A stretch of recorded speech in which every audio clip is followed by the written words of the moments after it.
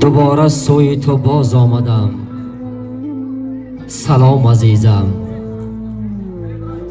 دوباره سوی تو باز آمدم. سلام عزیزم. دوباره زمزم ساز آمدم. سلام عزیزم. ببخش به محله غروب غنچه سرخم که صبح وقت نماز آمدم. سلام عزیزم. اگرچه پرده جانم و لرزش آمده باشد، چو زهره پرده نواز آمدم. سلام عزیزم. الا نبوده و نارفته و ناآمده ای من، سلام سوی تو باز آمدم. سلام عزیزم. پیش از همه دوستان عزیز، میمانان برامقام، سلام عرض میکنم به کل شما و حضور هر یکی شما را بر این درگاه صدقاً خیر مقدم نور دیده تاجی سر میگویم.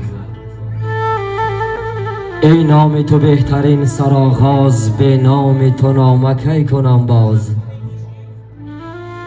ای یاد تو مونس روانم، جز نام تو نیست بر زبانم. از قسمت بندگی و شاهی دولت تو دهی به هر که خواهی. از آتش ظلم و دود مظلوم، احوال همه تو راست معلوم. هم قصه نانموده دانی، هم نامه نانوشته خوانی.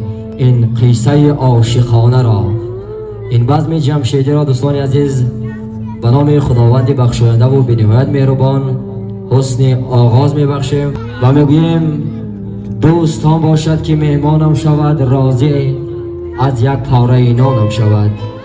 دوستان باشد که باشد در برم، با دل صاف در آید از درم. و امروز که دوستان عزیز گلعروس نازنین خواهرک عزیز و ارجمند ما فرحنوش هوای شادامد نازنین فردوس جان نخستین قدم هاشان در شاهرای زندگی میگذارند. از این رو برشان از درگاه یزدان پاک تمام خوشی زندگی را آرزو میکنیم.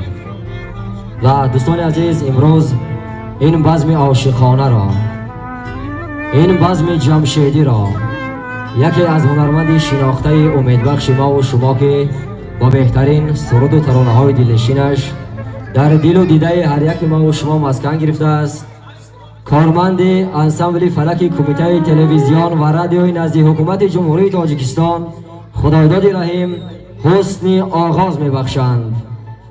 آهنگ و طرب خیزد از این در و این خانه، آهنگ و طرب خیزد از این در و این خانه. دل جور شود با دل، پیمانه با پیمانه. بیگانه و یار اینجاست، صد خویش و تبار اینجاست. گویا که به یک خوشه جمعا همه چون دانه. این جای نمیبینی نه سرده و غمگینی، شادی نرود ای کاش ای کاش از این در و این خانه.